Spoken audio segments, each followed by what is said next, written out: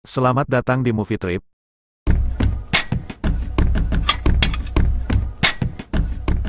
Film dimulai pada tahun 1980 di Pennsylvania. Seorang pria bernama Harry James Barber datang ke sebuah kafe untuk menemui pacarnya Molly Murphy. Mereka berdua saling mencintai dan memiliki aturan untuk tidak saling membohongi. Saat itu dia gugup saat hendak menjelaskan siapa dia sebenarnya. Karena selama ini ada sebuah rahasia besar yang belum ia jelaskan, maka ia menceritakan masa lalunya tepatnya pada tahun 1972 saat masih di Ohio. Ia memiliki hobi ngebut dengan gaya acak-acakan dan suka mencuri mobil serta mengidolakan seorang aktor Hollywood bernama Steve McQueen. Walaupun dia tidak pernah ditangkap karena merampok atau mencuri, tetapi dia sering ditilang karena ngebut dengan tidak mematuhi aturan. Molly baru menyadari bahwa nama aslinya bukan John Barber tetapi Harry James Barber. Kemudian Molly mengira dia mengubah namanya demi menghindari tumpukan surat tilang, namun ia langsung membantahnya. Kemudian ia mengaku mengganti namanya karena menjadi buronan FBI. Ia merampok United Bank of California 8 tahun lalu. Saat itu menjadi perampokan bank terbesar dalam sejarah. Saat Molly mengira pengakuan itu hanya omong kosong. Tetapi dia meyakinkannya dengan menceritakan awal perampokan itu dimulai ketika Harry dan adiknya Tommy bekerja di sebuah pabrik milik pamannya bernama Enzo yang tidak suka dengan pemerintahan Presiden Amerika. Saat itu Richard Nixon. Dia memiliki karakter yang santai sedangkan Tommy memiliki jiwa yang terganggu setelah perang dari Vietnam. Kasus Tommy ini adalah salah satu penyebab ketidaksukaan Enzo terhadap Nixon. Enzo dibenci Presiden Nixon karena dia lebih mementingkan perang daripada konsekuensi perang seperti yang dialami Tommy. Ketika ada teman Bobby, Enzo yang mengundangnya untuk menipu pencalonan Nixon untuk kedua kalinya, Enzo menjadi sangat antusias. Bobby mendengar bahwa Nixon menyimpan sebanyak $30 juta AS di United Bank of California. Kemudian dia menyarankan agar Enzo merampok uang itu agar Nixon tidak bisa melakukan kampanye. Dia pikir uang itu adalah uang kotor. Jadi, jika dia mencuri uang itu maka Nixon tidak berani menyelidikinya.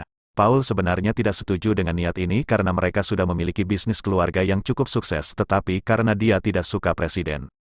Tetap pada keputusannya bahwa dia akan berkomitmen melakukan perampokan. Setelah itu dia mulai menganalisis Bank of California dan untuk menyelesaikan analisisnya dia menugaskannya untuk berkeliling kota mencari mesin alarm yang sama dengan yang digunakan di bank. Sayangnya ketika mencoba mencuri kotak atau mesin alarm dia salah melakukannya. Begitulah alarm berbunyi sangat keras dan mengundang kecurigaan polisi yang sedang berpatroli, sehingga dia harus mengeluarkan keterampilannya untuk ngebut.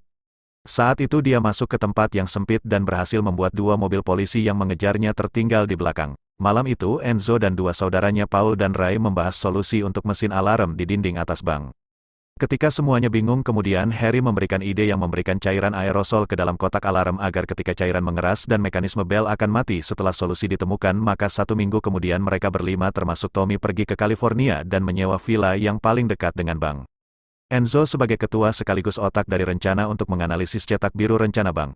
Kemudian dia menyampaikan strategi yang akan dilakukan. Kemudian dia menjelaskan bahwa mereka semua akan masuk melalui atap dan melubangi beton brankas dengan dinamit. Mereka diberi masing-masing tugas.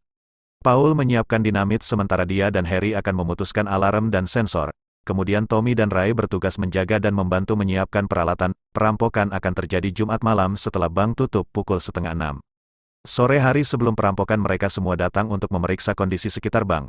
Mereka melihat bahwa di sebelah bank ada bar yang selalu ramai. Hal ini merupakan keuntungan bagi mereka karena dapat sedikit meredam suara ledakan dinamit. Kemudian dia memerintahkan Tommy mengumpulkan beberapa karung pasir untuk menutup suara ledakan yang muncul agar tidak ada yang mengetahuinya. Setelah rencana sudah siap dan tugas mereka masing-masing jelas. Saat malam mereka pergi ke bank ke The Backland. Mereka mengikuti rencana yang sudah dibuat. Kemudian Ray membawa radio polisi untuk mendengarkan pergerakan patrol. Untung malam itu hanya ada satu mobil polisi yang berpatroli dan polisi berada di area pantai yang letaknya cukup jauh dari tepian. Setelah memastikan aman, dia mulai melubangi lapisan atap terlebih dahulu kemudian mematikan sensor alarm dengan Paul. Ketika selesai, Paul melubangi beton terakhir yang membatasi brankas yang ada di bawah.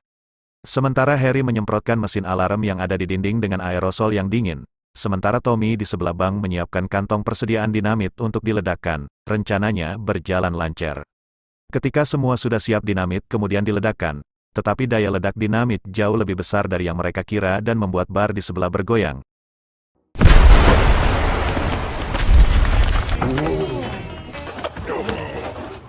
Karena ini pemilik bar melaporkan kejadian tersebut. Kemudian polisi datang dan langsung mengecek keadaan bank. Mereka panik, apalagi Ray yang berniat segera pergi dari sana. Kemudian Enzo mencoba menenangkan suasana, lalu menyuruhnya turun untuk melihat kondisi di bawah. Ketika Harry sudah dibawa, dia melihat dua polisi mengepung bank dan dia berinisiatif untuk mengalihkan perhatian tanpa perintah dari mereka. Dia mengganti bajunya lalu dia berjalan masuk ke dalam bar. Di sana dia membuat ulah dengan mengadu domba dua orang pengunjung. Lalu dengan keributan tersebut kedua polisi tersebut langsung datang dan membawa kedua orang pengunjung tersebut ke kantor untuk diinterogasi. Maka rencana Harry berhasil, setelah kondisi aman terkendali dengan tangga yang sudah disiapkan. Mereka kemudian turun ke brankas. Enzo memberi mereka arahan untuk membuka setiap kotak dan memprioritaskan luar negeri melewati buku cek atau berlian. Satu persatu kotak dibuka dan ada banyak uang yang berhasil mereka kumpulkan. Kemudian mereka memasukkannya ke dalam kantong yang sudah disiapkan. Banyak kotak yang dibuka Enzo tapi tidak menemukan uang milik Nixon yang katanya ada di sana, padahal dia sudah mendapatkan 4 juta dolar. Enzo masih penasaran. Karena sudah pagi dia berencana untuk kembali ke bank besok malam sebelum bank buka kembali Senin. Sebelum meninggalkan bank mereka kembali menutup lubang atap dan dia menyelipkan cermin di celah lubang cermin ini. Besok siang akan memantulkan sinar matahari yang mengarah ke villa yang bertujuan untuk memastikan keselamatan. Jika pantulannya hilang maka kemungkinan besar kemudian tindakan mereka telah ditemukan dan harus segera meninggalkan California. Pada kenyataannya pantulan cermin masih ada. Di malam kedua mereka masuk kembali melanjutkan perampokan, dan ada orang memperhatikan bahwa ada mobil yang mencurigakan sedang memasuki tempat parkir bank. Kemudian mereka keluar dan mengira itu adalah polisi. Setelah itu, beberapa mobil datang yang ternyata orang tua yang akan menjemput anak-anaknya setelah bermain sepak bola. Karena jika itu polisi, Ray sudah siap dengan pistolnya dan berniat untuk menembak mereka. Kemudian Harry mulai menyadari bahwa apa yang dia lakukan adalah kesalahan. Dia tidak pernah membayangkan bahwa tindakannya bisa menjerumuskan dia ke kejahatan yang lebih parah, meskipun niatnya hanya untuk bersenang-senang saja seperti ngebut. Meski begitu, dia merasa bahwa dia sudah berpartisipasi dan dia harus menyelesaikan pekerjaan ini. Pada hari Minggu malam, mereka kembali merampok dan gagal menemukan uang milik Nixon. Paul menyarankan Enzo untuk menyerah karena mungkin tidak pernah ada 30 juta uang Nixon di bank. Sekarang mereka telah mendapatkan 12 juta dolar. Itu jumlah lebih dari cukup. Tetapi Enzo tetap ambisius dan dia tidak bersedia jika Nixon mencalonkan diri lagi sebagai presiden. Karena itu dimulai di pagi hari. Dan kemudian dia kembali menanyakan sendiri. Hasil yang diperoleh kemudian mereka kembali ke villa untuk mempersiapkan kepulangan dari California. Mereka dipisahkan menjadi dua bagian pada saat itu. Ray, Paul dan Enzo pergi ke Las Vegas dengan mobil sewaan sementara Harry dan Tommy memilih untuk kembali ke rumahnya dengan taksi. Sebelum pulang dia memastikan Ray untuk membersihkan villa dari segala bukti yang mungkin dan memberi Harry dan Tommy bagiannya dalam sebuah amplop. Setelah mereka membuka amplop itu hanya berisi 20.000 dolar. Yang berarti Tommy dan dirinya hanya 10.000 dolar. Yang dia rasakan sangat kesal dan tidak menyangka bahwa pamannya hanya memberikan bagian kecil yang jauh dari total uang curian 12 juta dolar. Tetapi Tommy tidak peduli dengan uangnya dan dia memberikan bagiannya kepada Harry. Satu-satunya hal yang dia pedulikan adalah satu-satunya album koleksi kartu pemain bisbol yang dia dapatkan dari salah satu kotak penyimpanan kemarin. Selama perjalanan, Tommy fokus melihat-lihat album. Bahkan tidak banyak mendengarkan Harry yang berencana untuk pindah keluar kota serta keluar dari perusahaan pamannya. Dia merasa bahwa paman mereka tidak peduli lagi dengannya. Jadi untuk apa tinggal bersama paman mereka? Di album ini Tommy menemukan slip di kartu nama penasihat Presiden Amerika. Di belakangnya tertulis First Come and Trust National Bank serta nomor kotak simpanan. Namun kartu nama yang ditemukannya dilempar ke saku kursi depan. Pada sore hari bank tersebut dikepung polisi setelah menyerahkan laporan dari perampokan. Agen FBI Howard dan asistennya bernama Sharon. Mereka tidak menemukan sidik jari. Dapat dikatakan bahwa tidak ada petunjuk atau bukti yang tertinggal di sana. Dia menemukan pecahan kaca yang mungkin sudah ada sebelum perampokan. Tetapi Howard sangat yakin bahwa pelakunya bukan dari California.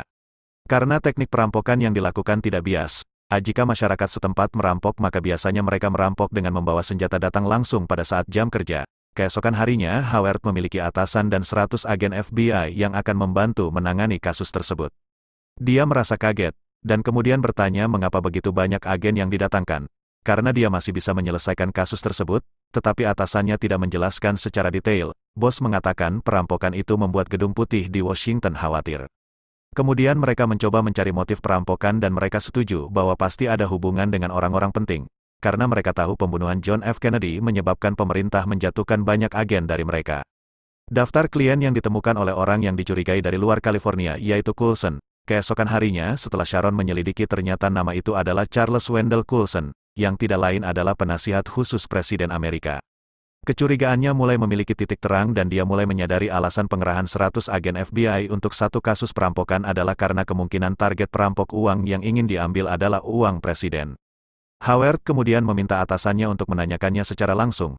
Kemudian bosnya menjawab bahwa isi dari deposit boxnya hanya sebuah album kartu baseball yang harganya sekitar $200–300. Howard merasa semakin curiga karena untuk apa sepanjang perjalanan ke Bank California hanya untuk menyimpan album yang tidak terlalu mahal. Penyelidikannya bisa dikatakan tidak ada kemajuan.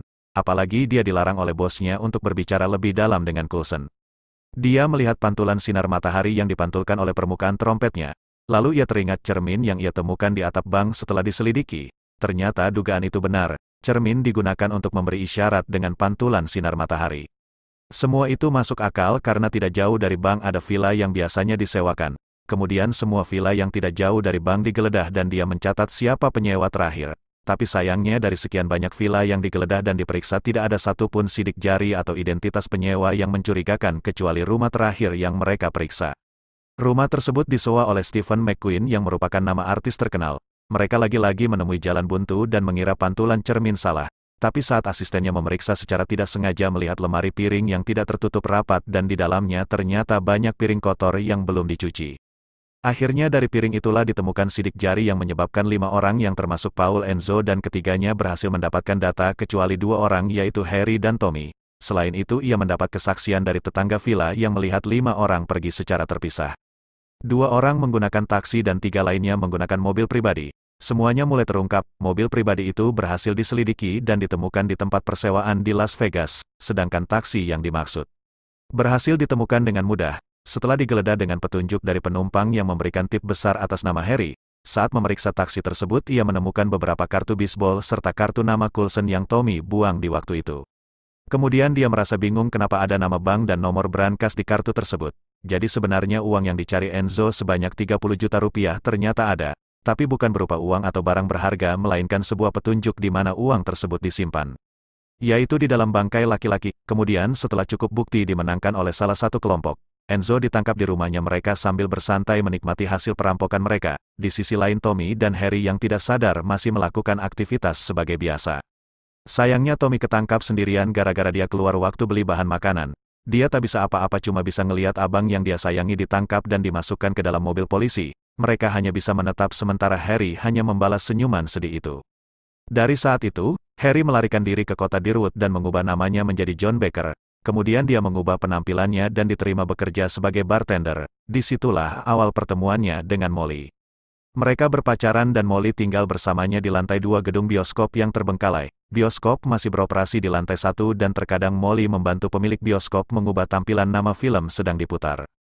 Sebenarnya selama 7 tahun mereka bersama, dia merasa bersalah dengan Molly karena mereka telah berjanji untuk tidak merahasiakan hal-hal. Dia menjadi lebih bersalah ketika Molly membawanya untuk bertemu keluarganya dan memperkenalkan dirinya sebagai John Baker. Harry tidak bisa berterus terang di waktu itu karena dia melihat ayahnya adalah seorang sheriff yang disegani dan yang terpenting, dia tidak ingin kehilangan Molly. Pada akhirnya dia merasa lelah dan berniat untuk itu semua untuk mendengar semua cerita Molly dan akhirnya menerima karena dia juga sangat mencintainya dan tidak ingin kehilangan dia. Tetapi sudah terlambat karena ternyata sebelum pergi ke kafe, Harry pertama kali bertemu ayah Molly dan memberitahu hal yang sama dan siap untuk menyerahkan diri ke polisi. Pertemuan itu adalah pertemuan terakhir untuk keduanya. Karena tidak lama kemudian polisi datang ke sana, dia merasa kecewa dan histeris dan tidak ingin melepaskan kekasihnya. Tetapi Harry merasa pasrah dan berusaha meyakinkannya bahwa ini adalah jalan terbaik, hingga akhirnya Molly mengundurkan diri dan berjanji akan menunggunya. Dan film pun berakhir. Terima kasih telah menonton sampai akhir. Jangan lupa like, komen, dan subscribe untuk mendapatkan alur cerita film dari Movie Trip. Sampai jumpa di video berikutnya.